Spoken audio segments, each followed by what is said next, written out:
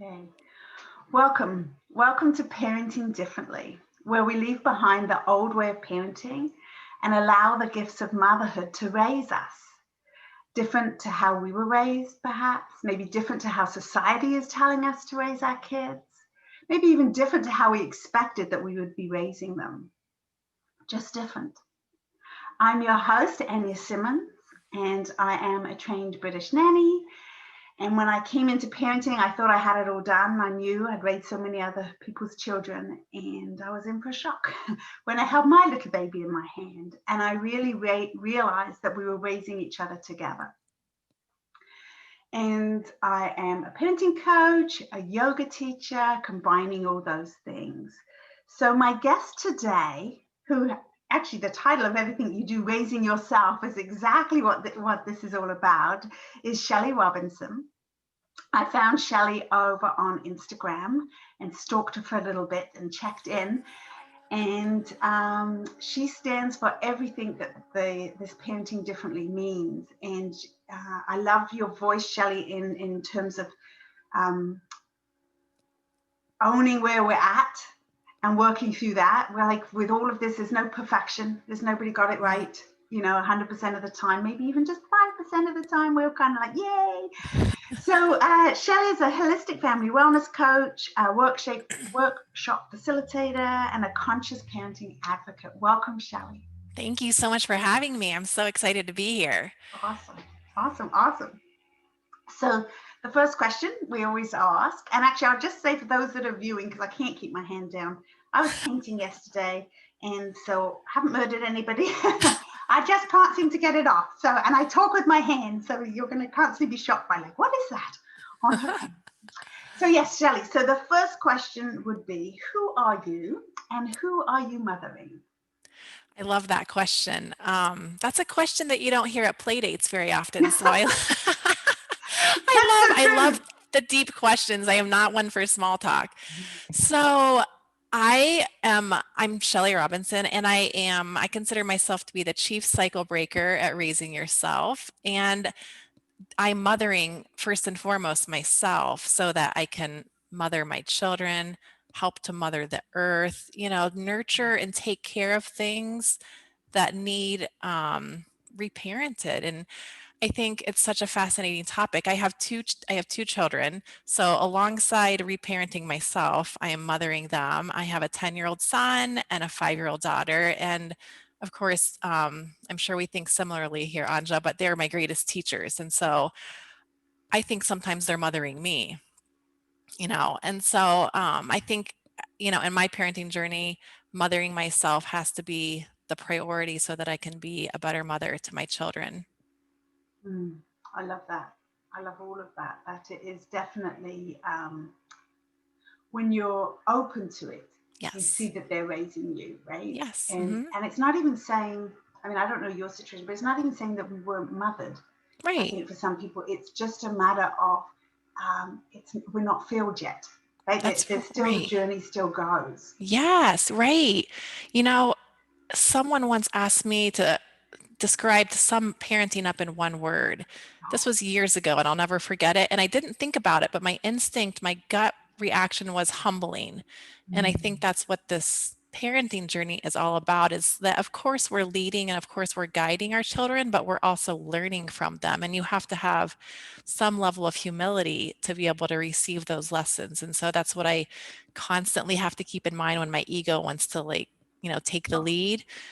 Humble, learn, receive. Yes. That speaks to me so deeply, how quick it is that that ego sneaks in, even if you think even if you're prepared, right? Because obviously a lot of times you're not prepared. You don't know what they're going to say or what's going to trigger you that day or what. So you have sort of a bit of an idea of, right, well, today, we're going to work on this. And so, or getting them out the door, getting them to, eat.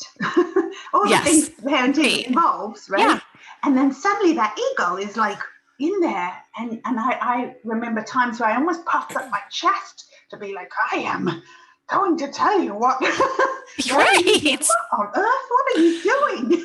Yes, right. It is. And So it never ends. There's never a time where your ego just disappears. I mean, I think you can diminish it for sure, but it's always there. And I think kids you'll always be in a situation with them where there's an opportunity for them to point out to you a wound that hasn't been healed. And a lot of time that's wrapped up in your ego. Yeah. But I always like to think of kids as these holy little light shiners with these flashlights. They're like, I see that you haven't worked on this wound yet, so I'm going to do something. And of course, I'm kind of, this is all very, I'm just winging it here, but they don't obviously do that. But it does feel like that sometimes, where you're in situations they didn't know that you had that wound, but it got activated by something they did. And so it's, instead of the onus being on them to fix their behavior, I want to shift that paradigm and that dynamic so that the onus is more on us to do our own healing. Yes. Yeah. Beautiful. Music to my ears. I love that. Absolutely. Yeah. So when we, starting with sort of your childhood, more just in the case of, because I think this stuff is important. We don't talk about this stuff enough to know what level we start at with parenting, right? Yes. So I wondered, what was a belief from your childhood that you carried that maybe your kids are helping you heal or have helped you heal? Right. This is top of mind because I recently wrote about this. I suspect there are many beliefs, but I think that we all have the potential to be a leader.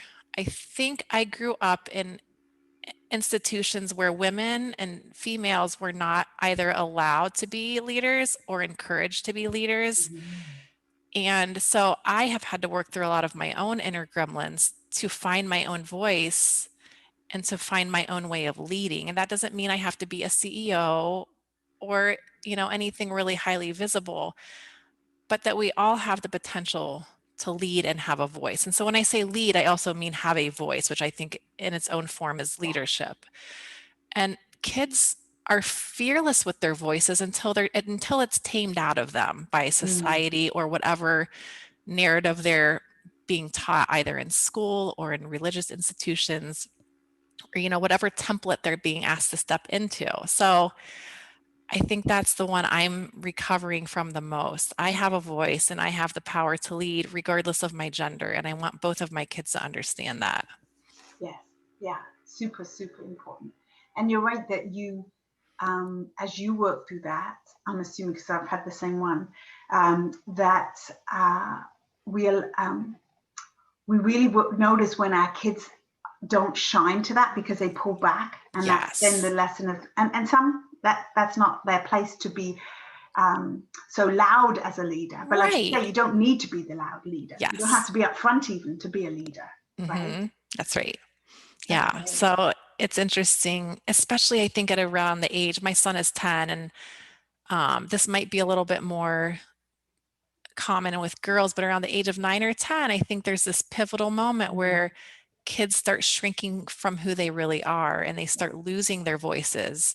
And I am so, passionate and conscious about, I don't want my son to lose his voice. My daughter is 5, and I don't think it's even in the realm of possibility to her right now that she would lose her voice. I mean, it's just, she is fearless, but it's interesting as they get older, how that gets tamed out of them a little bit from all the different messages they receive from society. Absolutely. Yeah. Absolutely. Yeah. And you realize, I mean, I'm 53 now, but you realize how stopping your voice is stopping who you are. That's right. Right. We're saying you can't be you. And obviously we know the old way of parenting is saying you can't be you. You need to follow along. Right. Hey, don't bother mom's ego or dad's ego. You just, this is what you do. Right. Yeah. That's awesome. That's really awesome. And in raising your guys, was there a pivotal moment that you chose to do it differently, or did you come into it with the awareness that it was more about you than them? How did you? No, I did not come into it with very much awareness. I did not have much of a parenting plan. I mean, I think I read all the books, but it was much more physical care of the child, and the very little mental health, very little emotional, and still always focus on the child. All the parenting books I was consuming, I wanted to be a great parent, but I think that was more wrapped up in my ego. Right. And mine was, I knew I was going to be a coach. Oh, yeah. Okay, the other way. Okay. Yeah, I was a little scared, so I read a lot, and that's just what I love learning. But I think in hindsight, it was so focused on the kid and how do you get the kid to do this and how do you get the kid to do that, and never like how do you heal your own wounds that are going to inevitably surface when your kid back talks to you, or you know, whatever parenting thing comes up that really triggers you. But there is a moment that's pivotal. And my husband, so when my first one was born, a decade ago, my husband and I were both working in corporate America, grinding away. My son was in daycare, and it just felt like we were going through the motions. And it just didn't feel like what I expected. And so I have these epiphanies when I am exercising. Like all of my big life decisions are always made, I think, in the midst of like this flood of endorphins where I get clarity, and it's always been like this. So I was exercising in our house, and I just had this sudden like I want to be home and I want to be more connected with my child. And that's not to say you can't be connected with your child if you aren't at home at all. But for me, I just felt this, I felt this pull to be more conscious, and I couldn't do that in the context of how many hours I was working and how much I didn't even like my job. I think there's a lot to say, like if you're in a thriving career and you love what you're doing, but I was kind of drained from it, and it was pulling the energy I wanted to have to be a good parent and a good partner. So I remember that day I had a breakfast with my husband a couple days later, and we had just built a brand new house together on both of our incomes. That was we were planning to do this full time. So I said, I think I don't want to do this full time, both of us grinding away 12 hours a day. And so I ended up staying home. I went back to school to become a coach, and we sold our house. So we downsized. I mean, it was a huge, I meant it. I was like, I will do what it takes to kind of reorient our lives so we can be more conscious and connected. And that was just the start of it. So that was 10 years ago. Wow. That's a big pivotal moment. It was huge. Yeah. And luckily my husband was so supportive, and that's what I was going to say. We agreed. Because you just changed the direction of both of you. Yeah.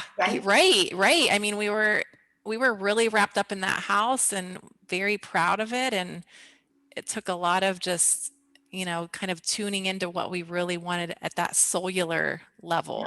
And we thought, we don't want this life. So we've grown a lot together since then. Sure. Yeah. And what a gift for your son at the time, but just in general for your kids to witness a way of life where you want that connection is amazing, right? Like you need that to kids, to partners, to what we're doing.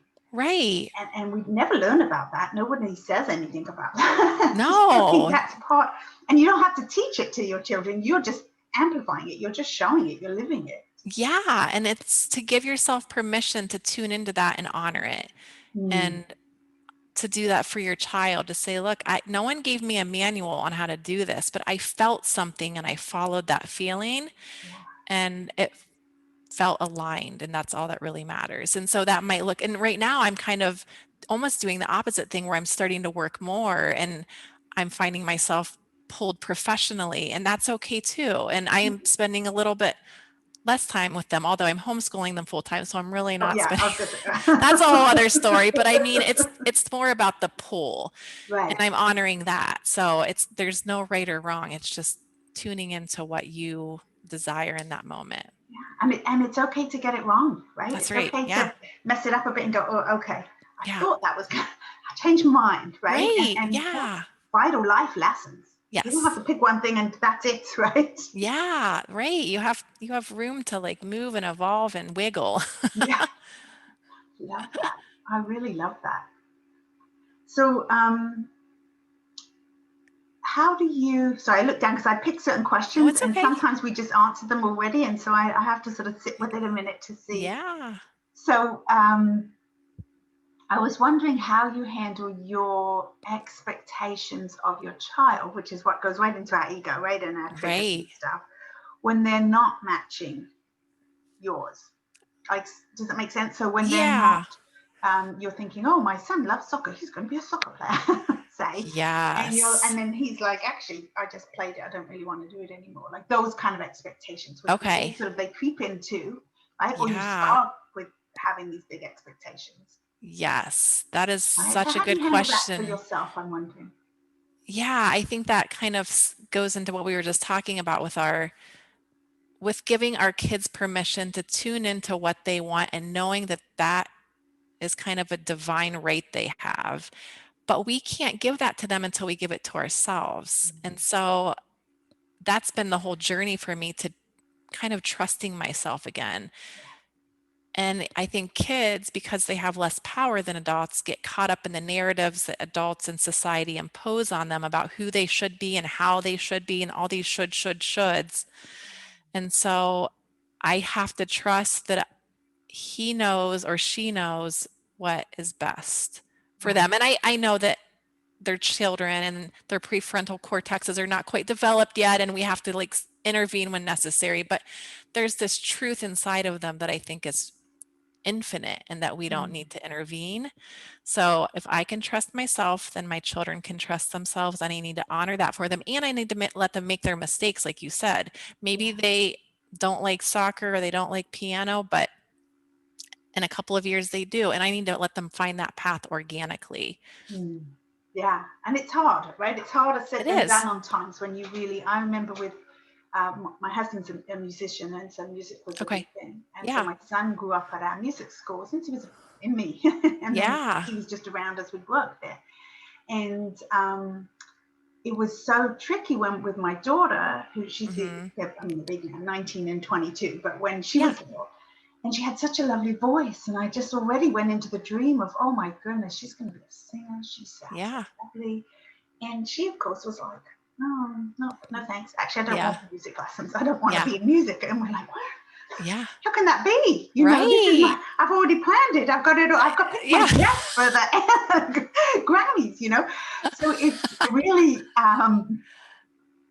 always those little pieces where you have to go back to you, Yes. right? And Yes. to, I think, something that we don't talk about a lot in parenting, because we talk about the goals for our kids, and everyone goes, oh, I want them to be happy. I want them to, stay, say hello to me sometimes, Yes. Right. But the ultimate goal is what kind of adult, right? Right. And like you say, it has to start with us, That's right. but it also has to be part of, that was always sort of the point that I would check in with myself.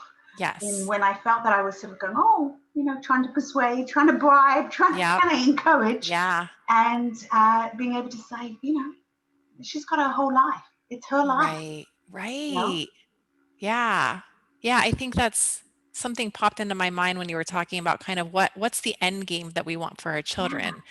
And I think society or maybe, other parents based on how you were raised, they want these, like we want them to be happy or successful, but I just want my kids to belong to themselves. Oh, I don't want them to abandon themselves. And that's oh going to, my gosh. I Whew. don't know how that's going I felt to that. look for that. Like that might not be what I expected, but as long as they're being true to themselves, I think that's what I want. And that's not, yeah, feels very abstract, but until you know what it means to belong to yourself, Yes. you can't appreciate what it means for a child to belong to his or herself. That's what I 100%. want for them. Yeah. Wow. That is, gosh, talk about life changing. Yeah. Right? If we as a society really realize like how we have been raising our kids is not working. You don't need to really have studies and stuff. Let's just look at the world right now. Right. It is not working, right? Right. There's lots of wounded people. Yes. I'm in there too, right? Yeah. But who, making everything's evolving, but parenting, people still feel, or I've actually had the other side, that people assume that I spoil my kids, that means giving them no rules, no boundaries. Yeah. Yes. And it doesn't make sense because Right. for them to function, we need certain things, right? There's certain Sure. things that happen, and certain things are important to me. Yes. Maybe aren't so important to them, but it's something that we collaborate with. Yeah. They get a voice in that, right? Yes. So, but yeah, I love that. Is so, yeah, it's not about, because it's so easy to say I want them to be happy. Well, they could be happy drug addicts. That's right. Right. Like, that seems such a, I've got quite an extreme on a Sunday morning, but yeah. That's just what popped in, like happy. Yeah. That's not enough. It's not. Right? Right. Yeah. And the Because it doctors could, and the lawyers, and this is what you have to be, and this is, are they happy? yeah, Maybe, right. maybe like you said, they love it. That's a Yeah. different thing. Yeah. And discovering their own definition of happiness, because happy is a word that could mean a lot of different things to people. But I think kids get kind of drilled in school and, society and everything, all the institutions we're raised in about what's going to make us happy, like this, get a job, get a college degree, all these little check boxes. And then, of course, what happens? We're all in midlife being like, they said it was going to be amazing and this sucks. Like, I'm not happy. Like, I checked all the boxes. And that's kind of what midlife has been for me. Like, I did all the things. Mm-hmm. And I feel empty. And why? Yeah. I don't know who I am. And especially in motherhood, I think that happens because we get lost and we drown in our kids, and then we have no idea No, what lights us up anymore. no, no. And that you can do that with a job. It doesn't always have to be in parenthood, but you can Mm. always be looking outside of yourself. So Yeah. you do that in parenting or in jobs or in diets or in what, Mm. you're looking outside of yourself, and we want to raise a generation that's looking inside. We do. Yeah. And that trust, like you mentioned before, the trust of their own intuition. Yeah. You can't teach that. You Mm-mm. have to live it yourself. There's That's no way right. you can say, oh, what does your gut say? Oh, well, and it comes as a random concept suddenly. And they're like, my what? Right. My Yeah. Yeah. what? That's right. Yeah. And kids can tune into that at a young age. I Oh, mean, yeah. it's probably when they're most close to it, before so many people have kind of diluted that or, you Yeah. know, Yeah. And there's so much noise, right? There's so much noise as a parent around what you should and you must, and this fear of what if, right. and that, yeah, wow, I just want to write that quote down you just said about, what you really want for them, and Yeah. that then makes an individual stepping out into the world already sort of whole, already complete. Yeah. No one's perfect. That's where it always goes to. Right. We're not talking that. We're That's talking right. just that they are like me, myself. I don't want to be around somebody who's speaking like that. Right. Right. Or Yeah. you know what, I don't like the sense I'm getting from this. Right. Or I Yeah. prefer a bit more quiet. Or I love being in a crowd. Like they get to pick all that. That's Right. right. And it's all good and right if it's in tune with themselves. Yeah. So it's just, yeah, it's too bad that so many kids get the message that there's this checklist of things. And what if their thing's not on there? Then they feel Yeah. like something's wrong or bad with them. Yeah. And what if they went? I mean, it's taken me years to know my thing, and my thing Yeah. has changed over many years. Same. Right? Yeah. Because I was lost in motherhood. Mm-hmm. From being the nanny and then coming into parenting, and we were running our own business, so I was doing sort of both sides of things. Yeah. But I just thought that they fulfilled me. It felt so Yes. good. And then you Yes. realize, like, when they aren't so perfect, Mm-hmm. hang on, you're not showing me up really nicely. Right. Do you mind? Excuse Right. me, did you not read the manual, right? Yeah. And so you having the voice out there about raising yourself and about your kids aren't there to fulfill you. People, That's they right. are not there to fulfill you. Right. There's joy and stuff in their life because they're this magnificent human beings. Yes. But they didn't come so that they could fill all your holes. Right. Burden, Right. That's a huge burden on them. Right. It's a huge burden really on both of you. Yeah, actually true. Very Yeah. true. Because, I mean, we know both the marriages, like how your partner can't do that either. That's right. Right. Whereas we believe, or I should speak for myself, I'm a different age, but believe that you find this partner and you'll just live happily ever after. Right. Because Yep. you're there and you're like, God, the work it takes. Right. Yeah. With parenting and marriage, the honeymoon wears off. Yes. It's not cute the whole time. Oh, it's a shame that's a total shame. Right. That's good. So I have one last question here that I would be sort of around, if you think back to, okay, so the first time you held your little boy or had just come into parenting, what would you tell your younger self that maybe would have made your journey, I don't know about if it's easier, because, Yeah. life is not so easy, but is there something you can think of that you would maybe now, as a mum of a 10-year-old, Yeah. have told the mum when the baby was first little? That is such a good question. I think I would have told my younger parent self that they are far more capable than we give them credit for. Because I think I had put so much pressure on myself as a new mom to just be their everything. That's suffocating for both of us. And what I keep discovering, the more I uncover this about myself, which is that whole belonging to yourself, is that they have so much inner wisdom and a sense of who they are, that I don't need to get in the way of that. I just need to be their guide. I don't need to be telling them who to be and how to be. Like, they know. And that takes so much pressure off of me, because then I can nurture who I know I am, and they can nurture who they are, and we can coexist so much more peacefully together than this my expectations versus their expectations. And so just letting go of that, kind of surrendering to that truth.